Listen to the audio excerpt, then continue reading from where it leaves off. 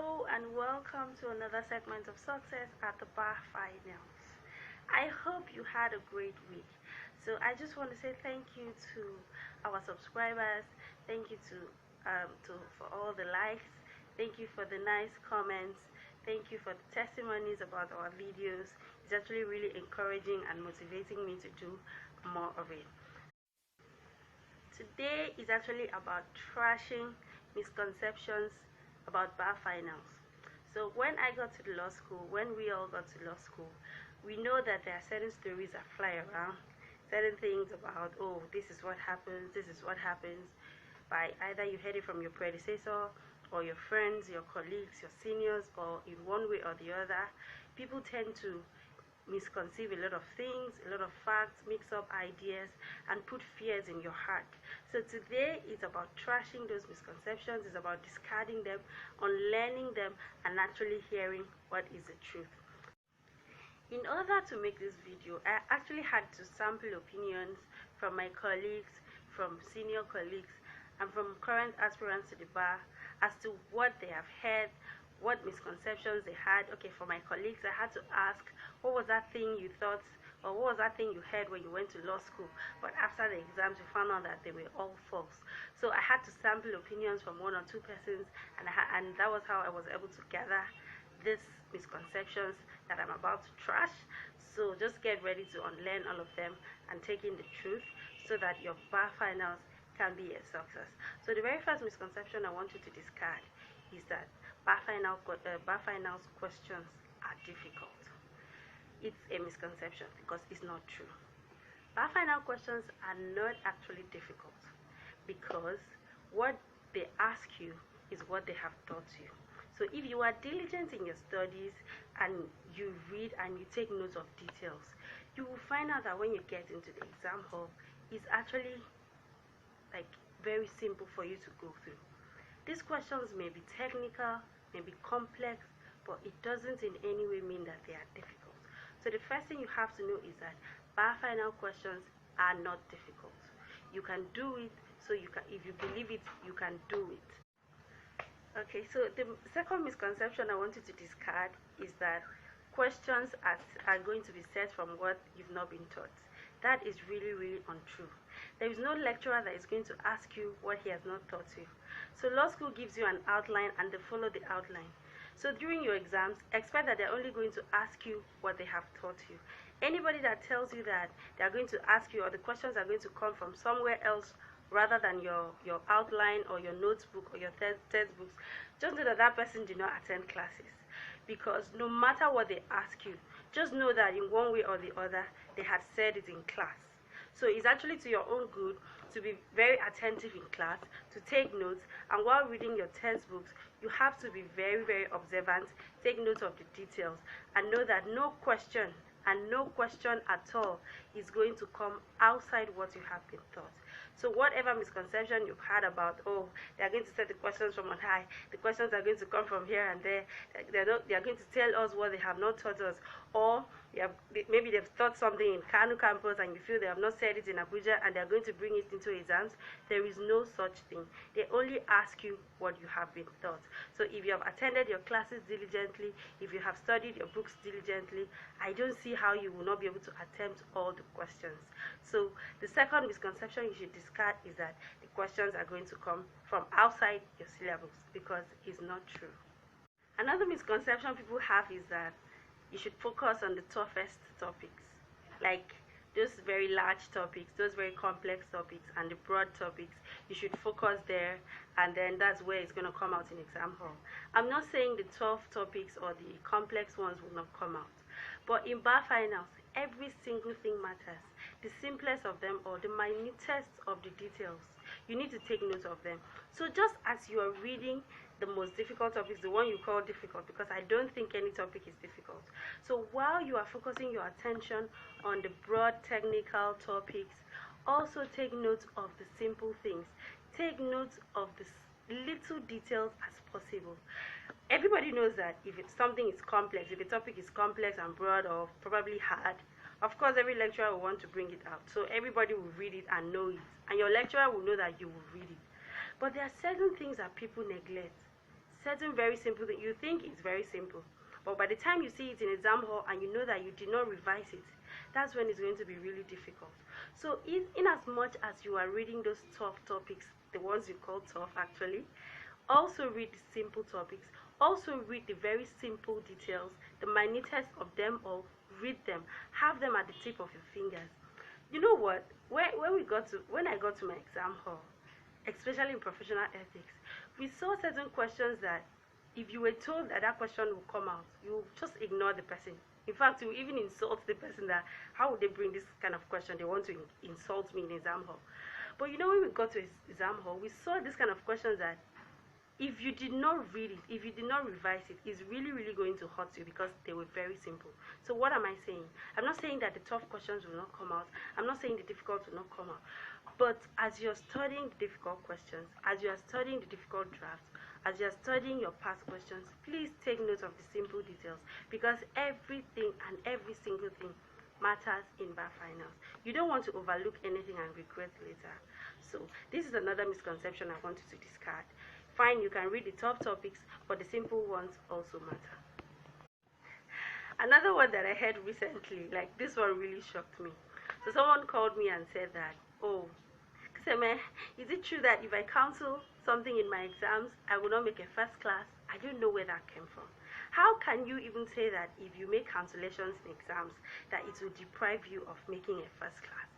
Well, we are all humans. We make mistakes. So if you write something and you feel that you've written this thing and it's not in the best manner, or you've not really expressed yourself in the best possible way, or there are certain times you read a question and you rush to answer, and then you come back to that question and you see that, oh, this is not actually what the lecturer is asking, you can neatly cross it off and answer the real question. So the deed is for you to answer the real question in the best possible manner.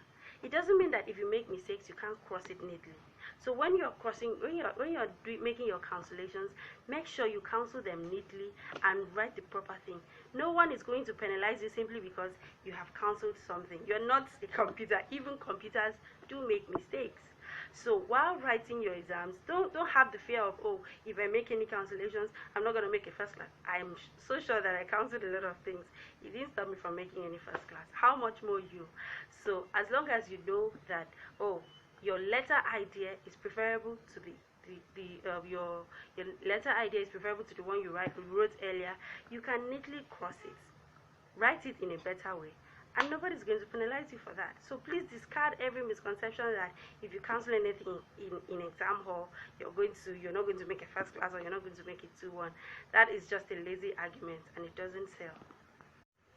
So there's this very popular misconception that people have in their head, that if you don't cite authorities, that your laws, sections, cases, that if you don't cite them in every single question you answer, that you will not pass well. I'm not saying that you should not cite authorities. It is very good to cite authorities. It is very good to back up your answers with your cases and your sections. But let me tell you one thing. In law school, the most important thing is for you to understand your principles of the law. If you understand the principles and you apply it very well, you will still make a good grade, even if you did not cite the case or the section. If you cite the case and the section, it's good. You can make a first class. That's like excellent. But it doesn't mean that, oh, you start feeling bad that I'm not good at cramming, I can't start cramming sections, I can't start cramming cases, and you start losing hope, you start feeling disappointed. No, you can still write out your principles correctly and you will make a very good grade. It's not really about cramming the sections and the cases. So many people just tend to cram sections and they don't know how to apply it to the facts of the case.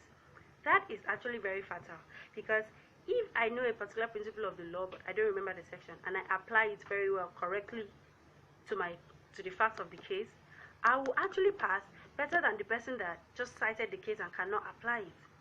So even if you don't really have the authorities at the tip of your fingers, as long as you know the principles and you apply it well, you will pass well. If I can remember, I don't think I cited too many laws or too many sections in my exams. I still passed, and I passed well. So all you need to do is make sure you know the principles, know the exceptions, and if you can, get the section, get the case, excellent. But if you cannot, what you should look out for is just to know how to apply your principles and identify where to apply them very well. With that, you will still make a 2-1 and even a first class. It is not impossible. So don't allow anybody to put fear in you that, oh, I had a pass because I didn't cite authorities. That is not true. Maybe the person did not apply his principles well. So that is just a misconception you have to discard. Also, people believe that if you don't know the entire clauses in a particular draft, that you should just run away from that question. For instance, in a deed of assignment, you may have 10 clauses in it.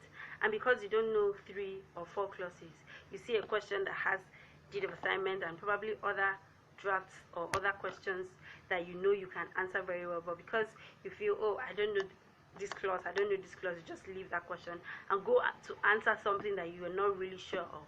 Let me tell you one thing about drafts. Drafts are actually the most simplest questions, and I think that people should take advantage of drafts. If you study your draft very well, you need not be perfect in it. Just know the clauses, know what is actually supposed to be reflected in a particular clause. You don't need to cram. Just know that this and this and this are expected to be reflected in this clause. You can reproduce them in your own words. So if, for instance, there are 10 clauses in a particular draft and you are able to reproduce 7 correct clauses, you will be scored for the 7. So if you get the other 3 wrong, you may be you can be scored wrong, but it doesn't mean that you're going to lose the entire marks for that draft. So is it not better for you to have like 7/10 in one draft than to go and write a theoretical question that you're not even sure that what you're writing is correct? So don't run away from a question simply because, oh, I don't know how to draft a deed of assignment from start to finish. Draft the commencement clause, draft the date, draft the addendum, draft the execution. You know those ones. You will not lose the marks. So go ahead and draft it in a motion. Just draft. Make sure you sign. Make sure you know draft is actually the most simplest of them all. So you use your draft to get a lot of scores. I actually focus on drafts in my exams. So that's why I really encourage people to learn their drafts. So learn your draft very well. Even if you don't know 100% of that draft, don't just run away from that question because, oh, you've seen that draft. If you know the theoretical part, perfect. But if you don't and you have an idea of some of a draft in a particular question, I would advise you to go for it. So don't run away from drafts. Actually, study your drafts perfectly well, because drafts also saves time in exams. Like when you have limited time in your exams, it's actually very good to go after drafts, because drafts you don't have to think about it while drafting. You just know that, oh, this is what you have to do, this is what you have to do. You just draft it, and before you know it, 5 minutes you can finish one draft. That's just it. Yes, I think this one is actually very popular. That there is no time in exams, that there is not enough time to answer part 2 questions, that the questions are always so many, that this, that. Fine, I admit that the questions are bulky, the questions are many. But I just discovered that in bar finals, they also try to test your speed. Yes, that's what they do. So that's why they ask you all that question. But it doesn't mean that you cannot finish it in the space of 3 hours that you are given. So what do? You have to be really specific with your answers. You have to learn how to manage your time. So if you're answering 2 compulsory questions and 2 optional questions and you're expected to answer it in 3 hours, you have to know that, okay, each question I should be able to use at most 40 minutes for each question. You can decide to apportion greater time to your compulsory questions. Of course, that's 25. That's the highest. Your compulsory questions are 25. So you can decide to apportion like 50 minutes to your compulsory questions, and then 30 minutes to your optional questions. It's not going to take you too much time. But the problem with people is that you feel that, oh, because I know number 1 so well, I have to dwell on it, right? You will not score more than, if a particular question is 15 marks, no matter what you write, you will not score more than 15. So why don't you utilize your time, manage it very well, restrict yourself to the time apportioned to each question so that you'll be able to meet up. And in your MCQ, if you cannot apportion your time, if you cannot restrict yourself to 30 seconds a question, you are going to lose out. So it's not really about the questions are so bulky. Nobody is being wicked to you. In my exams, I admit, my questions were really bulky. But I tried as much as possible to meet up with my time. That is why I said you should know your drafts, because if you know your drafts, you're really going to be fast. Like, drafts makes you really fast. So what am I saying? I'm not saying that the questions are not bulky. I'm not saying that the time is not limited. You have 3 hours. But if you apportion your time very well, you will finish writing, you will go over it, cross your T's and dot your I's, and still come out successful. So don't allow anybody to deceive you. Don't even go into the exam hall and say, oh, as I'm going to this exam, it's going to be so many, I'm not going to meet up with time. No. It's a misconception you have to discard before you go into that exam hall. So go into that exam hall believing in your heart that I have enough time to answer my questions.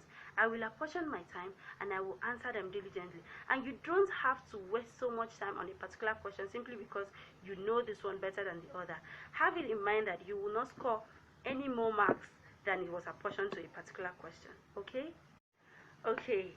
Actually, this particular misconception, I think I had it up until today when I found out it was not true. It's actually really shocking. Okay, this is it. People feel that if you fail professional ethics, that you're going to rewrite the 5 courses. I'm not saying you should fail, no. So maybe they brought it up so that probably if you hear that, of course you will not want to fail professional ethics. You will not even want to fail any course, let alone failing professional ethics, so that you will not rewrite all the courses. But actually I discovered that it's not true. So in bar finals, if you fail one course, you're going to rewrite that course, a particular course again. But if you fail 2 or more courses, you're going to rewrite your entire bar finals again, like the 5 courses. But there's nothing as if you fail professional ethics, like you just fail one course and that one course is professional ethics. It doesn't mean you're going to write the entire bar finals. I'm not wishing you failure. I just want you to have the information I have. You know, some of this information, they're actually because of people's fears, people's frustration, and you know, all these beliefs that they just spark up in their heart and they just transfer it to other people, and you just hear it and you put it in your heart. Don't worry. It's not that difficult. It's not that bad. Know that if other people could do it, you can do it. Every year people write bar finals, people pass, thousands of people are being called to bar on a yearly basis. You're not going to be an exception. You will do what you have to do. Like, the classes are over, so you're going to revise your notes, you're going to study hard, you're going to be diligent, and you're going to know that you can't just do it all by yourself. So you have to put God first. While revising, just put God first and know that other people did it and you are not an exception. People pass and people fail, but you're not supposed to concern yourself with the failures. It doesn't mean that people that failed did not know what to do. But this is why we're bringing such information to you, so that you will not make the mistakes that others made. So watch these videos and learn. Share it to your friends. Like and subscribe. If you have any comments whatsoever on any topic on bar finals, kindly send it to our comment section and I will do well to answer. If I cannot, I'm going to refer it to other people that I know that will answer. This is just a way of saying that you have people around, so don't just feel like you are alone. Bar finals is not a mountain. You can also come out of it. Before you know it, next year you're out. So I really wish that this video was of help to you or is of help to you. If you have any questions, don't hesitate to send it through our comment sections. Thank you for all likes. Thank you for all the subscription. Kindly share to your friends and loved ones. Thank you and do have a nice time. Bye.